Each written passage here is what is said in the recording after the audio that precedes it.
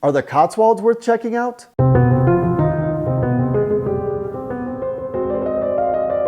We explore the inspiration for Downton Abbey and answer that very question in this episode of Window Seat.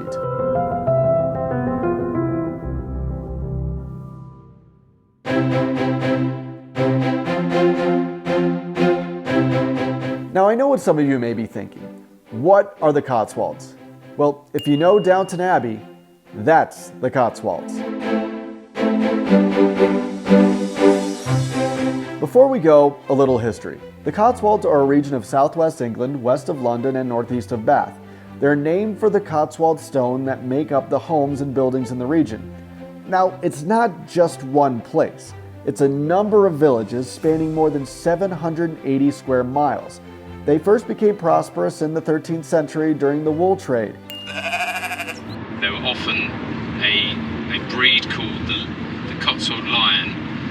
It was called the Cotswold Lion because it had a mane at the front. It was a very stocky animal. That eventually wore off, but these buildings and farms still remain. When you think English countryside, this is it. Over the years, it has now become home to many affluent Londoners or just some wealthy folk from elsewhere. And many celebrities such as Hugh Grant, Kate Winslet, Elizabeth Hurley, Patrick Stewart, and the Beckhams have homes there. So this is the country place to be. Which is why we had to check it out ourselves. Well, I heard it was really beautiful. Now, you can go to the Cotswolds and stay in a hotel on your own, or you can book a private tour from London or Bath. We wanted to do a tour from Bath, and what we found out was the tour costs the same regardless of group size. Well, up to a certain point. And they're not cheap either. About $400 to $600 depending on tour duration.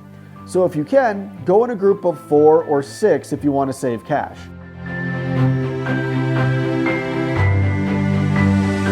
Our tour guide Ian picked us up for a half-day tour at our hotel. And off we were to see what the fuss is all about. I've always wanted to see the English countryside. You come to the right place. Yeah.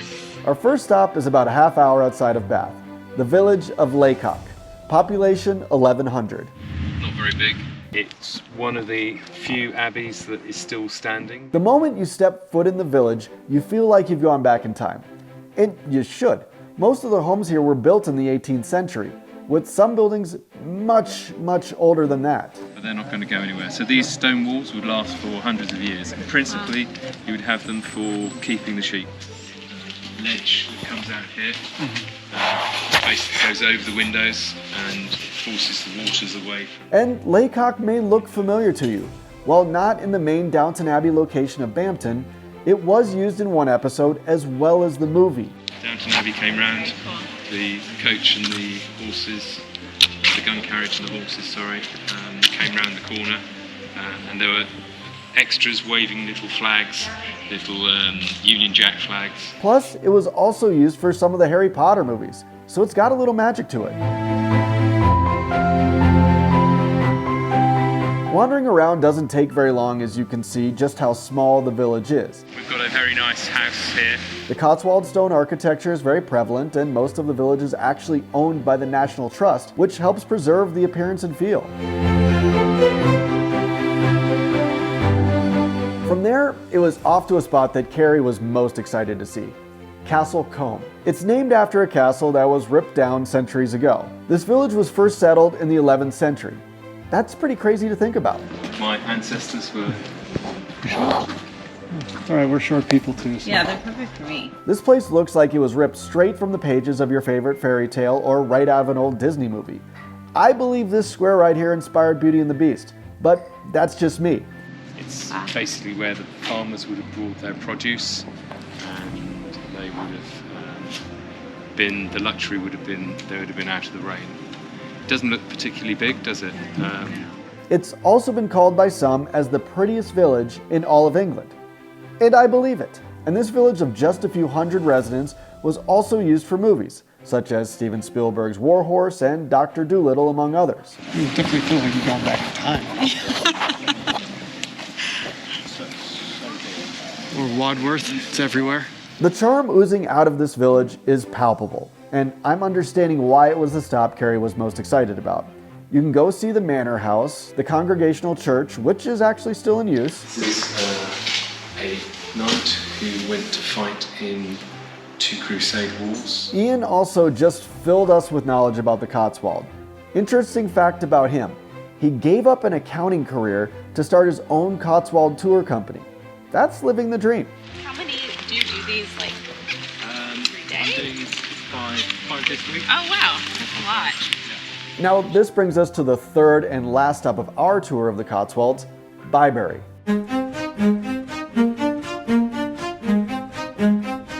It's not quite double the population of Castle Combe, with a little more than 600 residents.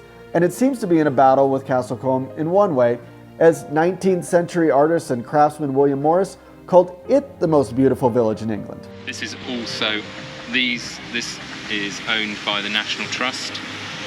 They own, the National Trust owns this field as well. Another village with roots in the 11th century, it is known for Arlington Row.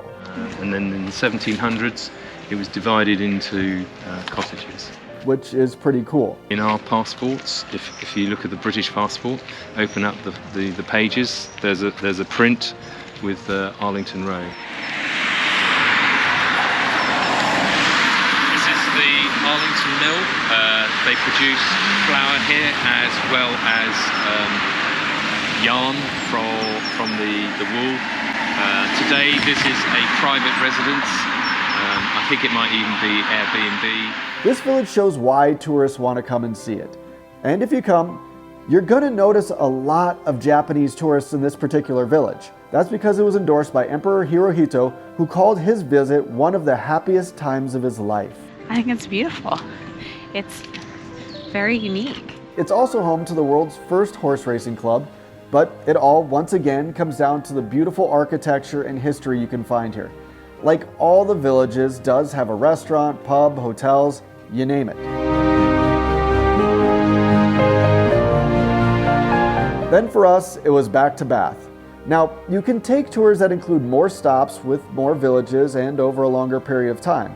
But we felt this time spent in the gorgeous English countryside was just the right amount. For those who want more, definitely take the full day tours or come and stay for days.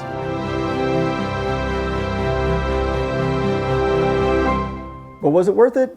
I'd say so, especially if you're looking for the charm and beauty of the English countryside. And yes, many of the villages will look very similar to each other. But once again, the choice is yours. That's it for this episode of Window Seat. If you have any recs or thoughts on the Cotswolds we may have missed, please drop those in the comments. And if you could do us a favor and like and subscribe so you can follow our journey to see every country in the world. See you next time.